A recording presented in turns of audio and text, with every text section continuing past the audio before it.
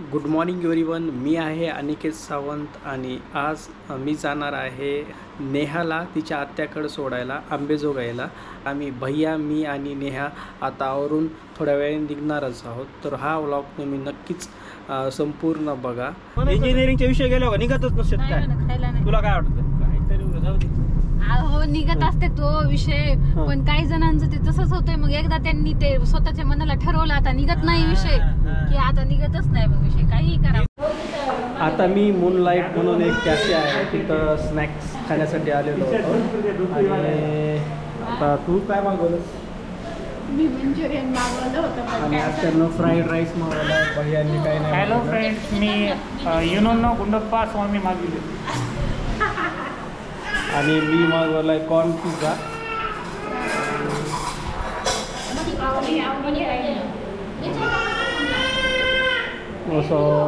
असा कॅफे आहे हा.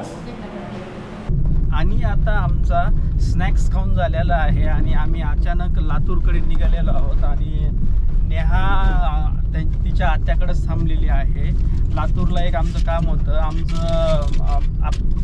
आमच्या ऑफिसचं जे प्रिंटर आहे A3वालं ते खराब झालेलं. आणि आम्ही गेल्याच आठवड्यामध्ये म्हणजे शनिवारी लातूरला एक भैयाचा मित्र आहे, त्याचं एक शॉप आहे कॉम्प्युटरचं वगैरे, आणि तिथं नीट करायला टाकलं होतं. ते आता काही नीट होईना झालं आहे. आणि त्याच्यामुळं असा डिसिजन घेतला आहे की नवीनच आपण A3 प्रिंटर घेऊया. आणि ते भैया बोललेलं आहे फोनवर. काय बोललास त्याला? काय बोलला ते? तुला जर अर्जंट असेल तर हे म्हणला आणि नवीन घेऊया. ते खूप जुनं पण झालेलं आहे, एक्सपायर मध्ये राहतं, काय करणार.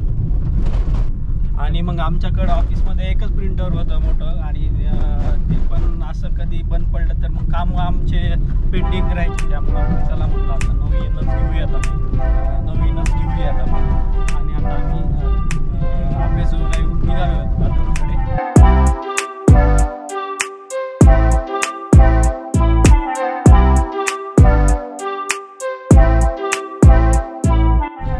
आणि 30 मिनिटाच्या प्रवासानंतर आता आम्ही लातूरमध्ये पोहोचलेलो आहोत. शिवाजी चौकाच्या थोडं अलीकडे आहोत. आणि बाया कुठं बोलवले त्यांनी आपल्याला? त्यांच्या शॉपवरतीच आपल्याला बोलवलं आहे. कुठे आहे शॉप?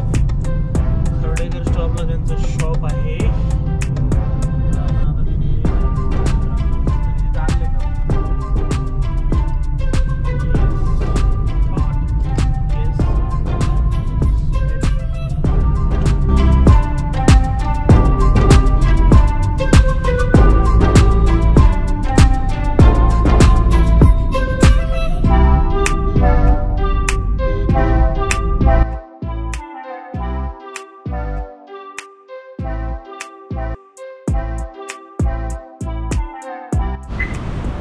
आणि मी आता पोहोचलेलो आहे शॉपवरती. हे शॉप आहे ते इन्फोफिक्स.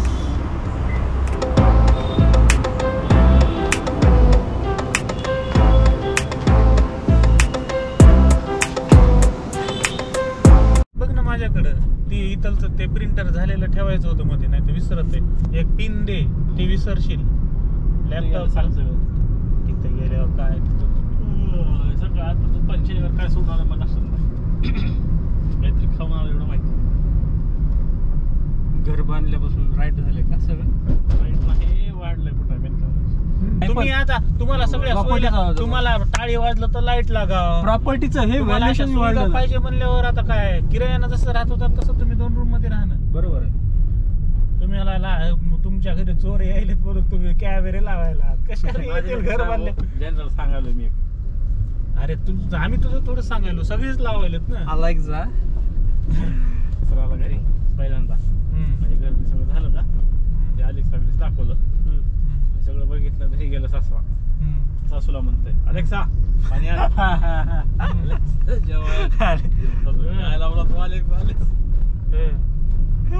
सांगितलं मला. सासरा हुशार आहे मग. आणि ही गोलाई आहे लातूरची.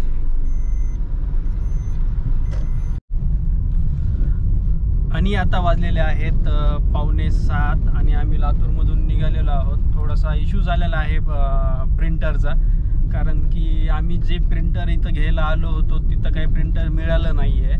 तो बोलला होता मित्र इथं मिळेल म्हणून प्रिंटर, पण काही तिथं प्रिंटर ते नव्हतं, जे पाहिजे ते नव्हतं प्रिंटर.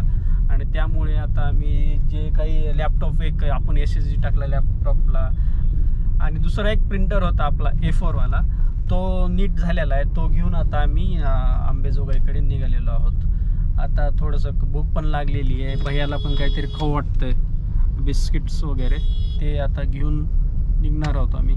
विकेंड असल्यामुळं लाईट्स नाही का, विकेंड असल्यामुळं खूप लातूरमध्ये ट्रॅफिक आहे. मी दाखवतो.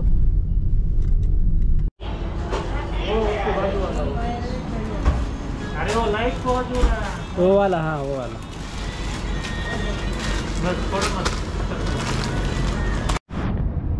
आता अंबेजोगाई रोडवर एक फरसाणचं दुकान होतं, तिथून आता मी कचोरी आणि समोसा घेतला आहे. खूप भूक लागली होती त्यामुळं. आणि भैया पण बिस्किट घेतलं आहे, न्यूट्री चॉईस बिस्किट. कोणतीही खायची गोष्ट तुम्ही जर दुकानावरून घेत असाल तर एक नक्की बघायला पाहिजे, एक्सपायरी डेट नक्की तुम्ही बघायला पाहिजे, आहे की नाही? काय बोलू शकतोस तू या गोष्टीवर? आज मी एका ब्रँडेड कंपनीचा लाईट पोहा चिवडा घेत होतो, तर त्या दुकानामध्ये मी एक्सपायरी डेट बघितलीच नाही पहिले. नंतर मी एक्सपायरी डेट बघितली, त्यानंतर मला कळालं की तो पॅकेट एक्सपायर झालेला आहे म्हणून. तर मित्रांनो, अशा ज्या गोष्टी खाद्यपदार्थाच्या आहेत त्या जरूर तुम्ही एक्सपायरी डेट पाहूनच घेत जा. बाहेर कोणतीही गोष्ट खायची असेल तर खा, पण ती फ्रेशच असली पाहिजे नेहमीच. आणि त्यामुळे आपल्याला हेल्थ इश्यू, तो पॅकेट फूड्स अवॉइडच करा मित्रांनो. पण तरी खायचं जर असेल तर तुम्ही नक्कीच फ्रेश आणि त्याची डेट बघा, आणि ती चांगल्या हॉटेलमध्ये जाणंच पाहिजे, ती खावा. त्यामुळे तुम्हाला हेल्थ इश्यू येणार नाही. ते खायचं पॅकेट घेतलं होतं ते रिटर्न केलं आणि बिस्किट्स घेतले.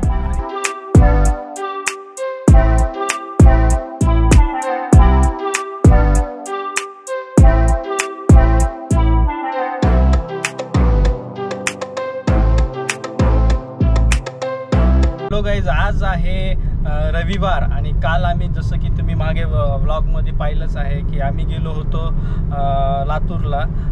प्रिंटर आपलं खराब झालं होतं, सांगितलेलंच आहे मी. आणि तिथं जे प्रिंटर होतं जे आपलं खराब झालेलं ते तर काही नीट झालंच नाही आहे. आणि अक्षय म्हणला होता नवा प्रिंटर आहे. अक्षय म्हणजे भैयाचा मित्र, तो म्हणला होता नवा आहे. त्याने एका डीलरला फोन लावला होता, पण तो डीलर म्हणला त्याच्याकडे लेझर जेट होतं त्याच्याकडं, पण आपल्याला कलर प्रिंटर पाहिजे होतं, टँकवाला आहे ना, कोणतं नाव आहे त्याचं, इंक टँकवाला पाहिजे होतं. पण त्याकडे तर ते नव्हतं, लेझर जेटवालं होतं. मग ते तर आपल्याला नाही पाहिजे होतं. लेझर जेट म्हणजे की ब्लॅक अँड व्हाईट प्रिंटर, ते मग त्याच्यामुळे तिथं भेटलं नाही. मग मी तिथून निघालो घराकडे. रात्री खूप लेट झाला आम्हाला घरी यायला, आणि पाऊस पण खूप होता, काही शूट घेतला नव्हता, त्यामुळे मी काही दाखवू नाही शकलो. आणि आज आता आम्ही निघालेलो आहोत.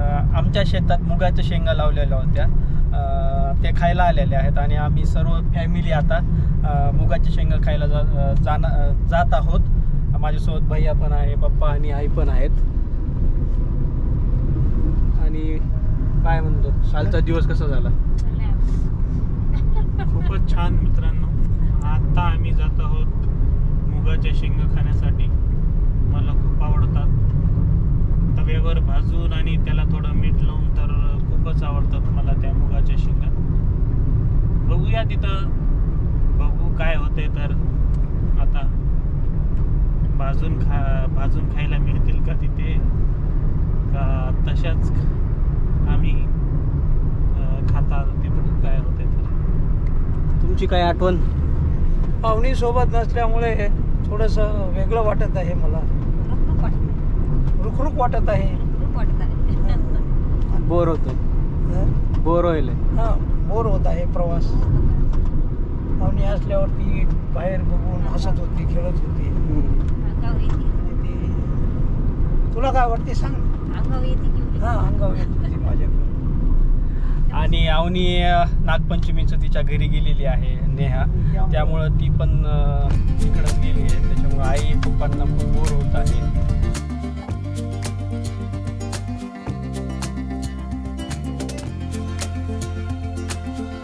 आमच्या गावाच्या शेजारी एक हरंगुळ म्हणून गाव आहे.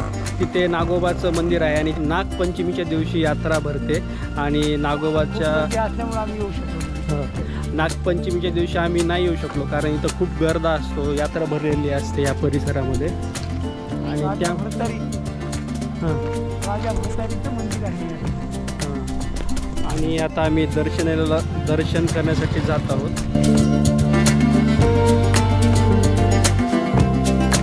आणि हे मंदिराचं मेन एंट्रन्स आहे.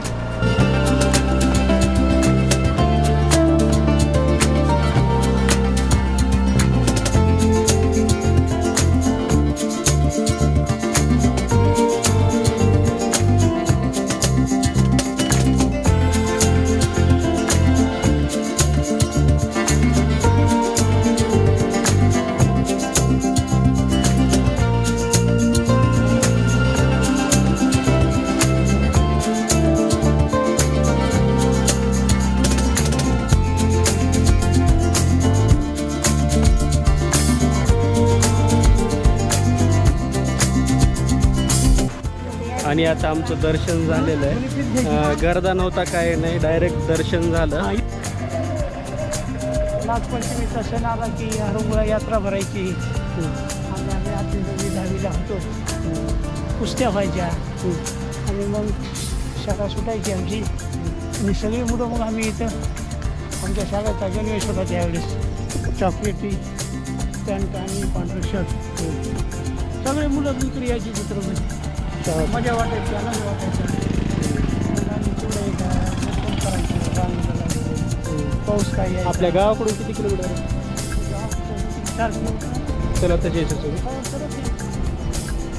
खूप मजा वाटायची, आनंद वाटायची. त्या बालपणाच्या आठवणी आमच्या आता असं आलं की जागृत होतं. राजा भरतहरीनाथ हा कोण होता आणि तो हरंगुळ येथे कसा आला तो मी आज तुम्हाला थोडक्यात सांगणार आहे. फ्रेंड्स, राजा भरतहरीनाथ हा उज्जैनचा राजा होता. एमपी मध्ये जे उज्जैन नावाचं शहर आहे त्या उज्जैनचा तो राजा होता. आणि तो सहज त्याला काय वाटले की पण त्यांनी नंतर सर्व राज्याचा त्याग करून त्यानं संन्यास घेतला होता. आणि तो भटकंती करू लागला इन द सेन्स म्हणजे तो काय म्हणतात त्याला की तो म्हणजे भटकंती हा शब्द वापरता येणार नाही आपल्याला. भटकंती जंगलातून इकडे तिकडे, हे जंगलाचं पहिलं ते हे घेतो भिक्षा भिक्षा वगैरे घेण्यासाठी तो फिरत होता. आणि पूर्ण देश फिरला, पण हरंगुळ या ठिकाणी तो आला व इथं त्याने समाधी घेतली म्हणून.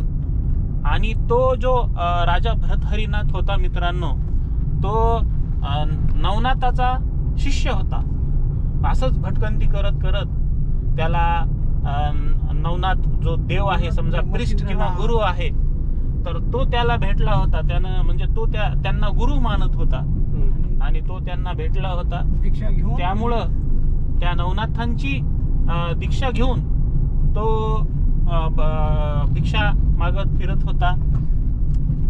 आणि त्यानं हरंगुळ येथे समाधी घेतलेली आहे. तर हरंगुळचं महात्म्य हे खूप मोठं आहे. आणि इथं नागपंचमीच्या दिवशी एक साप वारुळातून निघतो तिथं. नागपंचमीच्या दिवशी इथं यात्रा भरली जाते. राजा भरतहरीनाथ यांची पूजा केली जाते. म्हणजे नागपंचमीच्याच दिवशी का मित्रांनो, इथं थोडंसं सांगतो की नागपंचमी असं म्हणजे इथं आहे की नागपंचमीच्या दिवशी त्या ठिकाणी एका वारुळातून नाग येतो आणि राजा भरतहरीनाथाचं पाहून तो नंतर जातो. असं म्हणतात. मी काही बघितलं नाहीये, पण असं म्हणतात. म्हणून इथं यात्रा भरली जाते नागपंचमीच्या दिवशी मित्रांनो. गावकरी आजूबाजूचे लोक या हरंगुळच्या भोवताली असणारे गावं हे सगळे या ठिकाणी येतात, लहान मुलं माणसं दर्शन घेण्यासाठी. आणि श्री क्षेत्र हरंगुळ या नावानं हे क्षेत्र आता प्रसिद्ध होत आहे. त्यानिमित्तानं गावकरी सगळ्यांची सोय करतात. त्याचबरोबर विविध कलागुणांना, परिसरातील लोकांना कलागुणांना वाव भेटावी यासाठी काही कुस्त्या इथं खेळल्या जातात. लांबून लांबून पैलवान या ठिकाणी येतात. त्याचबरोबर कृषी प्रदर्शन या ठिकाणी आयोजित केलं जातं. आणि लहान मुलांच्या खेळणी असे अनेक दुकानं येतात, पाळणे येतात आणि खूप आनंद मुलं घेतात. अशा पद्धतीनं 2 दिवस ही यात्रा या ठिकाणी भरते. पहिल्या दिवशी नागपंचमीच्या अगोदरच्या दिवसाला एकवत म्हणतात आणि या एकवताच्या निमित्तानं सर्व परिसरातील बाया, स्त्रिया दर्शन करण्यासाठी या ठिकाणी येतात. आणि पंचमीच्या दिवशी मग सर्वच जण,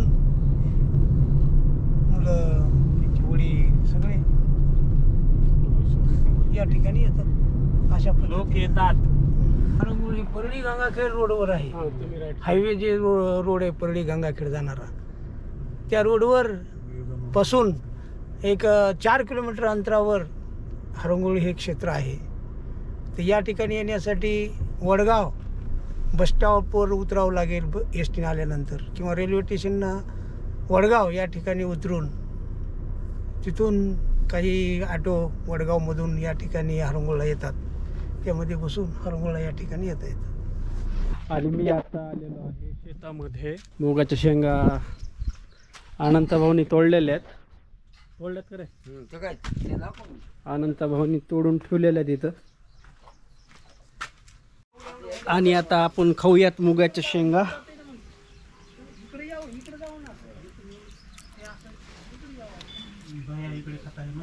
भैया इकडे खायलाय. जेवत जेवत मुगाच्या शेंगा खातोय भैया. कशा लागायला रे? Wow, it's yummy yummy. हाताने तोडून आणि ते मुगाची शेंगा खाणं म्हणजे खूप आनंद आहे.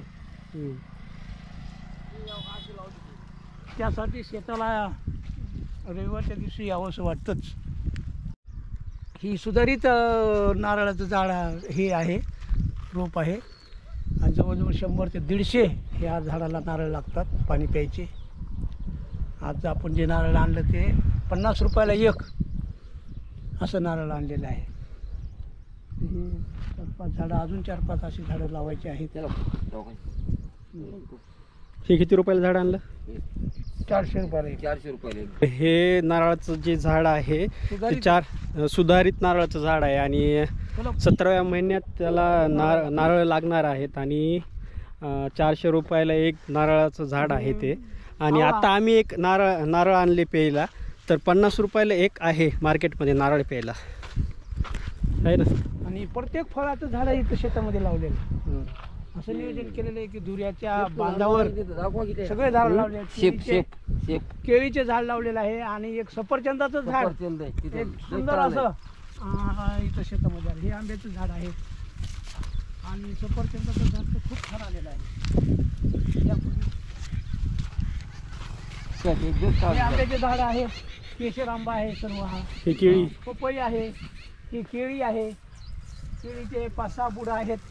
आता यावर्षी ह्याला येईल वाटायला, फुटल आता. आता मोठा बांधा झालेला आहे याचा. खत टाका ह्याला जरा.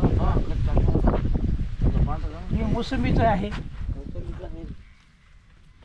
मोसंबी जरा हे झाली जरा खराब दिसायचं. काय व्हायला ह्याच्या विकीन पडायला सागावर.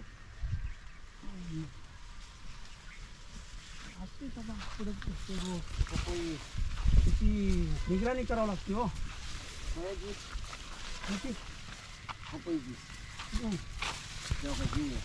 बघा हे सफरचंदाचं झाड कसं आलेलं आहे.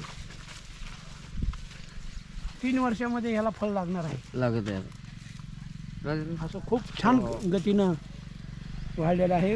हे हरियाणामधलं एका माणसानं सुधारित हे केलेलं आहे आणि ते 40°C तापमानापर्यंत या झाडाला काहीच होत नाही.